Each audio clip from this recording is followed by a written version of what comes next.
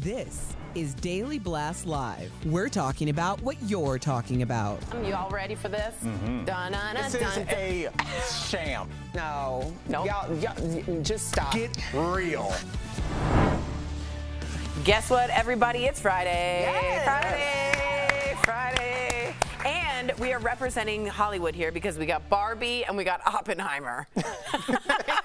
I've heard that joke 3 times already. Yeah. We just started the day. He's like, you're going to hear it 12 more times. Yeah. All right, let's get to it. I'm like, it's my job. All right, is Lizzo being canceled? The singer has lost already 200,000 followers on Instagram after 3 of her former dancers sued her, claiming they were weight shamed, sexually harassed, and subjected to a hostile work environment. Lizzo denied the claims and said they were coming from former employees who have already publicly admitted they were told their behavior on tour was inappropriate and unprofessional. The lawyer for the 3 dancers is also speaking out, saying he's heard from more people about Lizzo's behavior. Take a look. Now that that this is out, the cat's out of the bag, people are coming forward and going, you know what? I went through that. People they have no financial benefit to come forward on social media. The former creative director, another dancer, and there's people calling my office that used to work with Lizzo going, you know what? Behind closed doors, this is the way Lizzo is.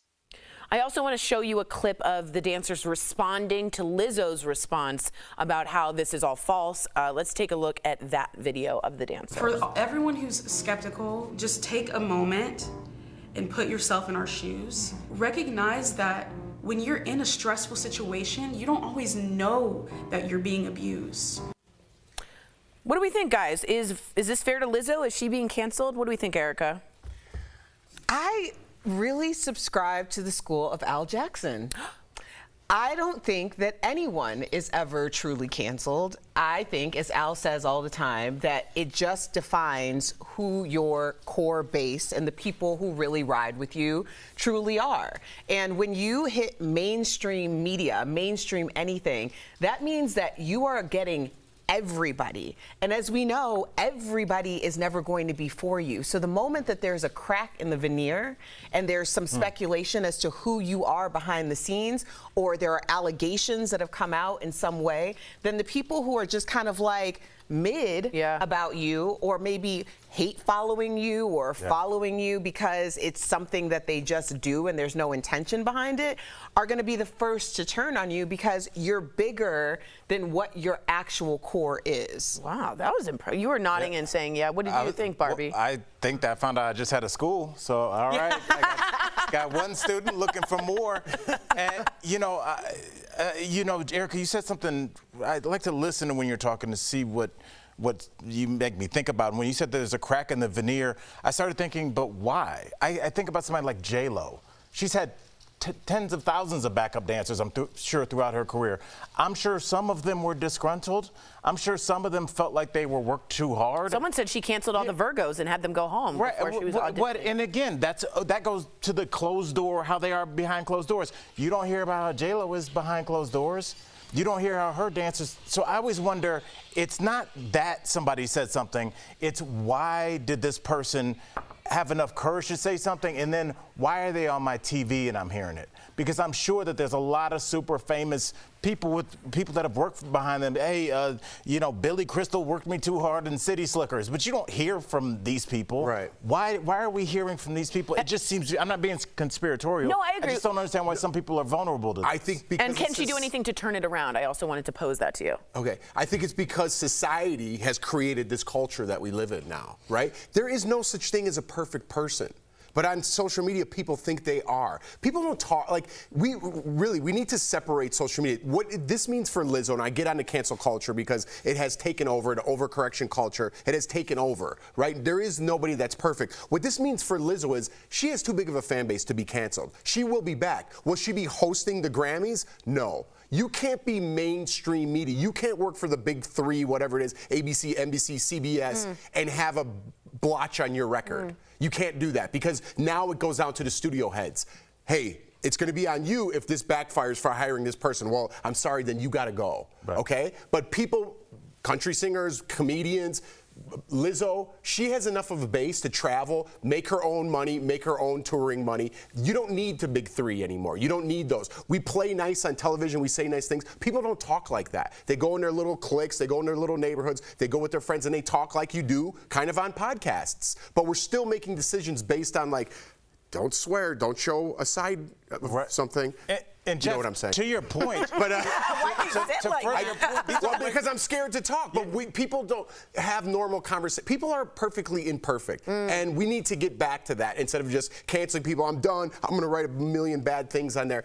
People are tired of it. Can I ask you guys all a question? Then was she really, I don't like the word. Was she really canceled, or did someone come out and say, I had a problem? She says it's not true, and we're just dealing with someone who had a workplace environment issue. I don't know why we're talking canceled when maybe this is just being held accountable? I think it's bigger than that, and I think you're taking a very practical, normal stance to it. But what they're doing is they're saying that everything that you said that you stood for is false. Right. That's a bigger thing than saying fair. Erica was That's mean fair. to me. Right, That'd be right, like right. Erica, me saying like Erica's Ellen really being not mean. pro-natural hair. Right, Like that's right, a bigger thing than just saying somebody yelled at me and told me to lose weight. It's like when we heard Ellen was mean because she's always been the friendly That's Ellen. her whole thing. and I'm a that's- dancer. Right. Yeah. But does it change too based on race, sexual orientation, male versus female? Does all the rules change when you plug in somebody else into that equation? I think when it comes, I think you are looking, when you say that, I think of it as if you're looking for a formula.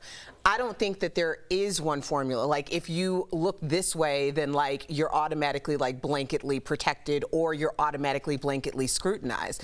I think it's kind of like See, I think you are. I think the opposite. I know you think So that. there's the disagreement but there. I disagree because I think it's the sum of all parts. Like what's interesting about the Lizzo thing is that she had been blanketly protected. She was protected Exactly. because you do not, like you're not going to come for her because we're not going to, you'll be fat phobic, you'll be Racist, misogynist, There's yes. all of these things. And so the idea that the tide has turned on her is very significant. We talked about this in earlier in terms of like what is happening in the cultural shift, because for people who look like me and Lizzo to get on national platforms and publicly condemn her when there has been a cry to protect the Lizzos of the world is saying that there's a shift in the dichotomy. Wow. So, And Lizzo's show is the only reason you're on television. Lizzo, I watched the show where that young woman was speaking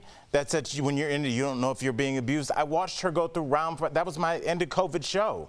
And so this is somebody who fundamentally changed your life. Right. And in her defense, one of the dancers did come out. They have a clip that's circulating talking about how she looks up to Lizzo. This was after the incident happened. So I think that's important to balance the conversation as well, because she did really sing her praises. I'm not saying that when you're being in an abusive situation that you know that that's the situation right now. Right, sure. But in terms of balancing the conversation, that video is circulating right now. that's important with context. And is abusive that psychology talk we're talking about? Is Right. it just like Erica pulled me aside like, hey, get it together. You were off at 10:30. I think that that's a note I would want. But is that abuse? You've never said that, but I'm just saying. You've said that to me every day. I'm going to say since it to you we in about started. 10 seconds. Coming up. I'm going to say DBL. it too. All right. Barbenheimer leaves the table is what's happening. Nearly half of Americans actually say they're interested in using a weight loss drug like Ozempic. Nearly half. Would you try it?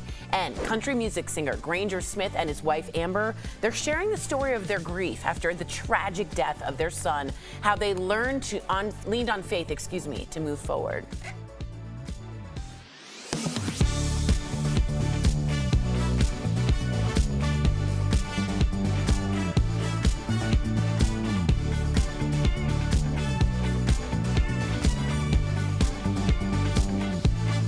Great point. Can you ask that Yeah, again?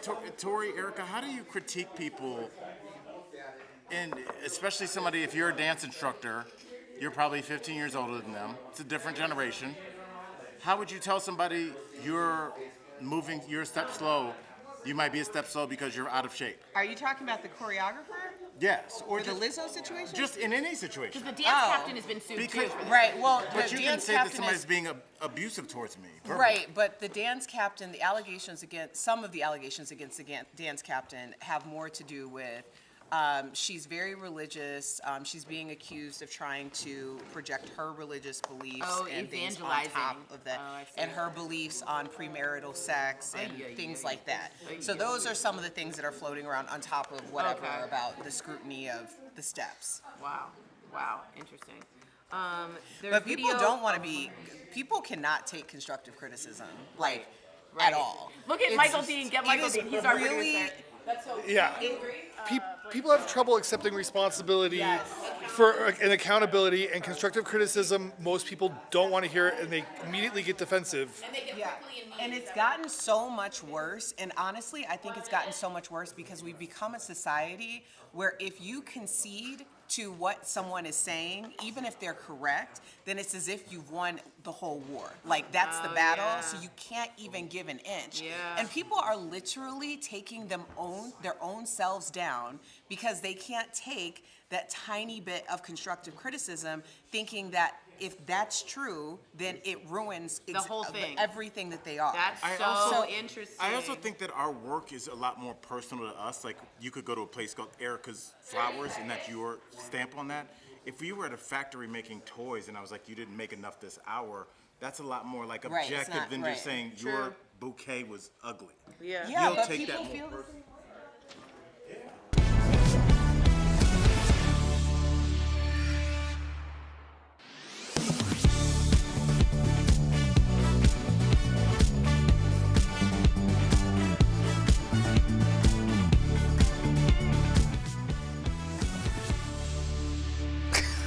Welcome back to DBL. How many of you have heard of the new class of weight loss drugs, including Ozempic, Mounjaro, and Wegovy? Well, we talk about them quite a bit on our show. It turns out the majority of adults in the U.S. have heard of them, and nearly half, that's about 160 million Americans, are interested in taking them or are already on them. That's according to a new Kaiser Family Foundation poll. DBL Nation, it's time to be honest. We want to hear from you. Are you interested in taking a prescription weight loss drug? Go to dblvote.com to weigh in.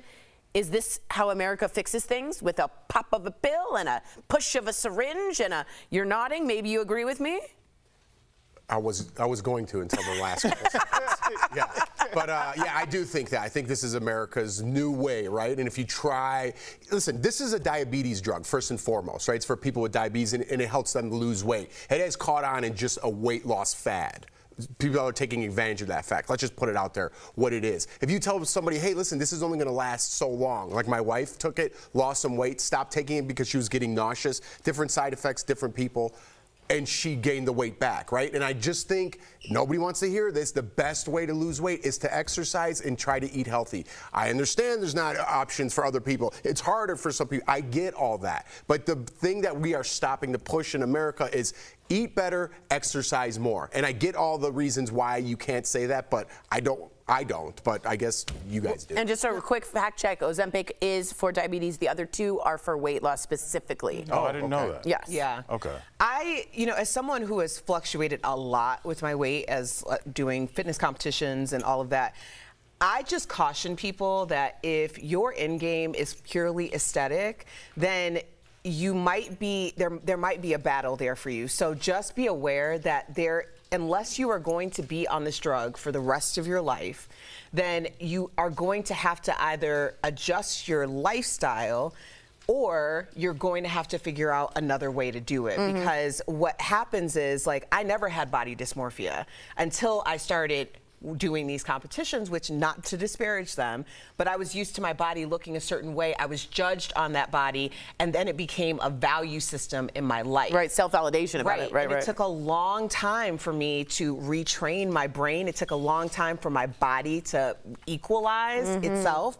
So I think that the aftermath is really the most important conversation here. I will say this, we got 30 seconds. I'll just say, I don't think we can fully have this conversation without also discussing the economic point of it. Right. As well. When you go to Whole Foods, you see one kind of person in there. When you go to Trader Joe's, there's one kind of person in there. The rest of the country doesn't always look like that because grapes are $11.50 when they're organic. So if you're like, this is what my family makes and we're proud, hard workers, but this is what we can afford, then you have to make some different decisions with your health and your body. It's a luxury to be able to go out and get almond oil. it's like $14. I agree. And so when people are talking about weight loss, I think that we forget that this economy and this system that we live under pushes people to work to a point where they have 20 minutes to eat, maybe while they're still on the clock That's a great driving point. for Uber. But it doesn't mean you can't push a healthier lifestyle and work out of it. I get the dynamics of that. I know, but people using an excuse and then in this society attack you for saying that. Yeah. You could still take a walk on your lunch break. I understand people work hard. You could still get a salad at a reasonable price. You could still eat fruits and vegetables. There's different things that you could do instead of. Listen, I get scrutinized because I talk bluntly, right? Instead of pointing the finger everywhere else in the world about everything, not just your weight, about every problem in your life, you got 3 pointing back at you. People need to start taking responsibility for themselves. Interesting poll results. Yes, you are interested.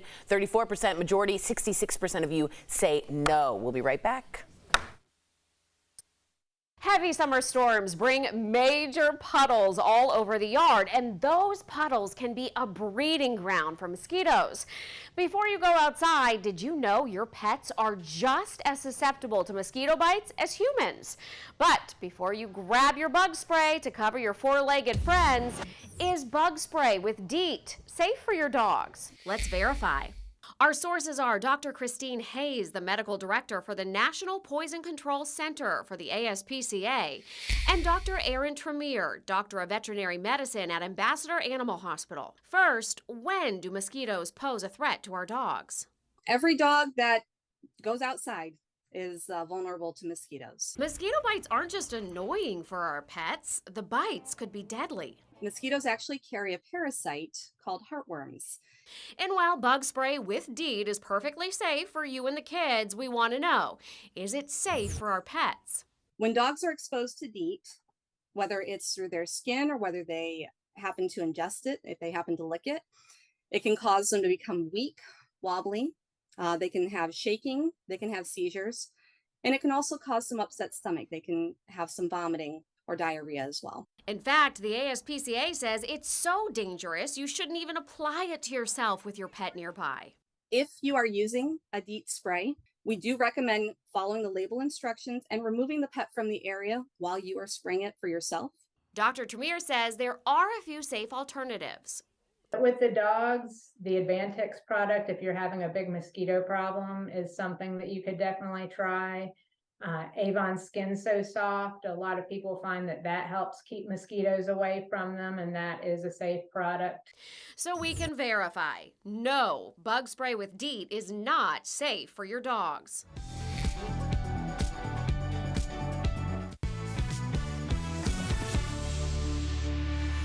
Welcome back. When everything in your life seems perfect, it's easy to forget that in an instant it can all be taken away from you. That is exactly what happened to country singer Granger Smith and his family. Earlier, they shared their story of losing their son with us and how they're turning their pain into purpose. Watch.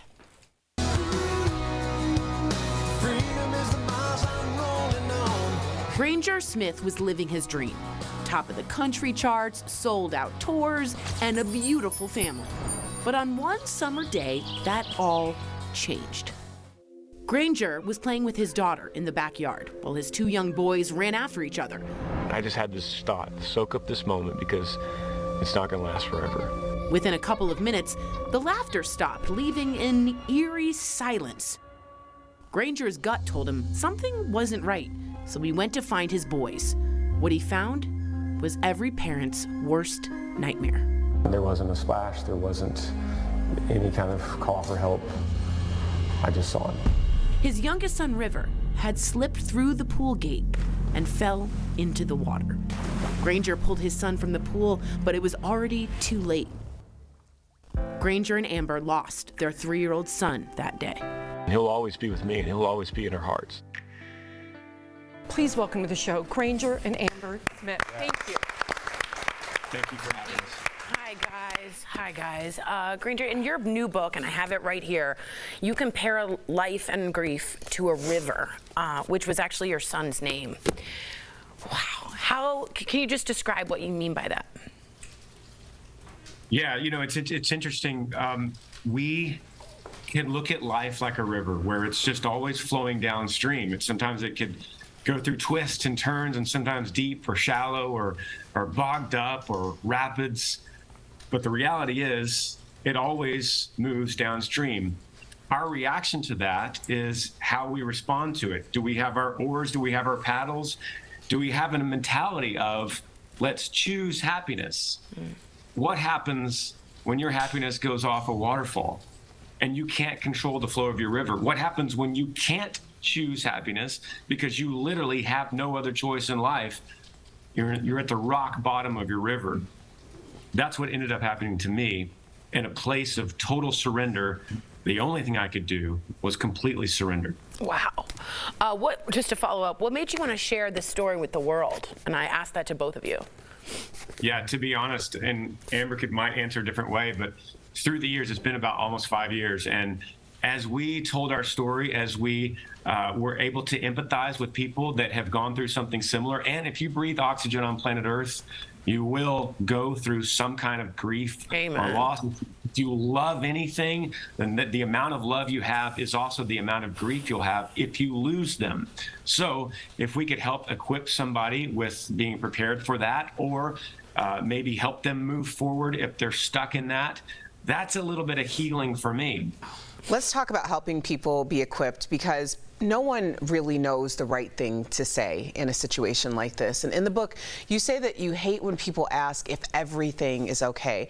Amber, what would you have preferred that they ask you and Granger during this time and even now? You know, in those beginning days, those first few days and hours and weeks, you really just need to be there with them and sit with them, just be present, just give them a hug, sometimes say nothing. Just cry with them, mourn with them, weep with them. That's what we're supposed to do. And then as time goes on, you just say, we started saying, how's your heart today?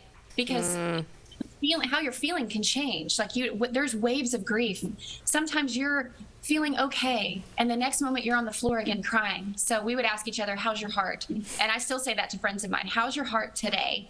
Because we know that when you're walking through grief, that can change at any moment. That is beautiful. Let's talk about the moment you were reborn in the book, Granger. How did your faith change after River's passing? It was a moment of surrender. It was a moment of realizing that there are things in life that you cannot control. And if you surrender that, if you can completely surrender that and say, God, you just take control. You have planned this. You have purposed this. I can't affect this in any way. There is such peace and rest in handing that over. You're on your final tour right now. Why did you decide to step away from music? As much as I love music, as much as I have felt healing and playing songs 3 minutes at a time and seeing joy come from people, I just feel like there is a greater message I need to give. And there are too many people out there hurting, are stuck, are trying to find where their happiness lies. And I feel like through books like this and me being able to get out and free myself up to speak about this, I feel like this is more important than music touring. Wow. Amen. Wow. Beautifully stated again. Granger and Amber, our hearts are with you. Thank you so much for sharing your story with us. DBL Nation, you can grab a copy of Granger's book, Like a River, now wherever books are sold. We thank you two again. Appreciate you both. We'll be right back. Thank you, guys. Especially in this heat, staying safe means staying hydrated. We checked with several sources to quench our thirst for a hydration education. Is being thirsty a sign of dehydration? Sources say yes. According to the CDC, by the time you feel thirsty, your body is already telling you that you don't have enough fluids. And while dehydration can make you more susceptible to heat-related illness, quenching thirst when it hits can keep you healthy. By the time you feel thirsty, you're only, let's say you're about 1% dehydrated. That is not in any way a dangerous condition. It just means you need to top yourself off, essentially. So if you feel thirsty, you need to drink. So grab a bottle and start chugging, right? Actually, no.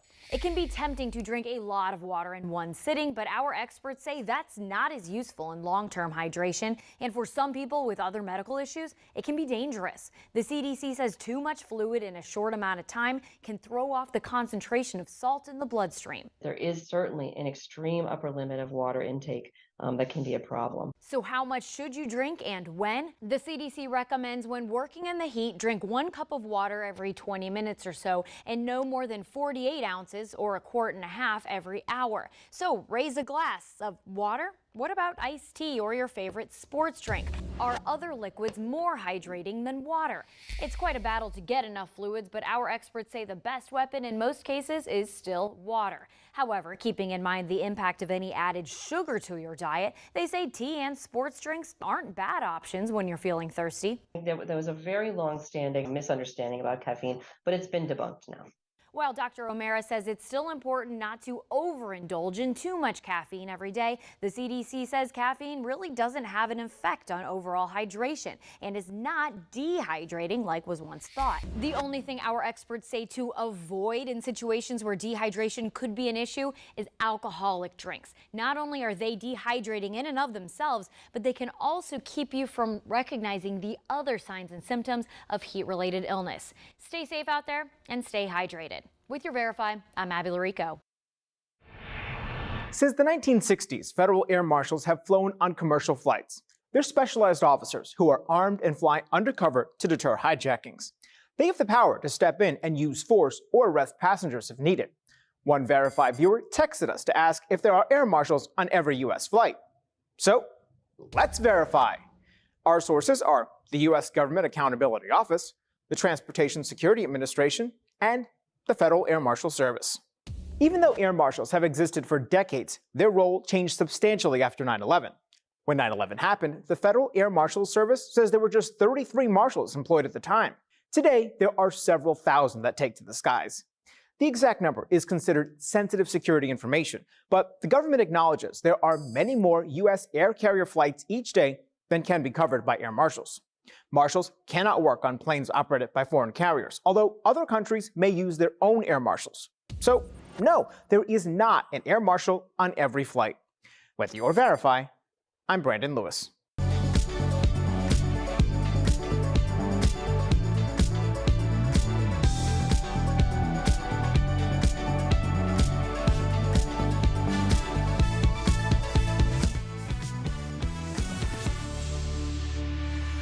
All right, we love sharing your comments, especially when I'm looking at the right camera. All right, Ozempic, people talking about it. Deborah writes in, watch what you eat and exercise. It might not be as quick as you like, but you see it happening and that's rewarding. Emma, I lost weight by just changing my diet. I know it's not that easy for everyone though. I do have to say, people do have, someone wrote in here, fibroids, PCOS. There's a lot of things in there in which you really cannot manage hormonal that at some point Ozempic, if it's gonna save your life or you're just gonna live in kind of agony with that, I'd rather you live a life.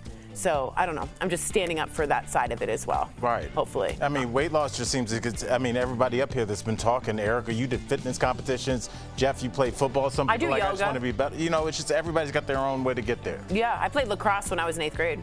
No, you didn't. No, really well. Let me see a picture. Okay. You've never mentioned that in 6 seasons. I played really good lacrosse. Have you heard Tori played lacrosse? No, very good that lacrosse. That just came out because it's Friday. And I was a good defense player. What, like defense? This. Yep, like Defensive? this. Stop. Bye, guys.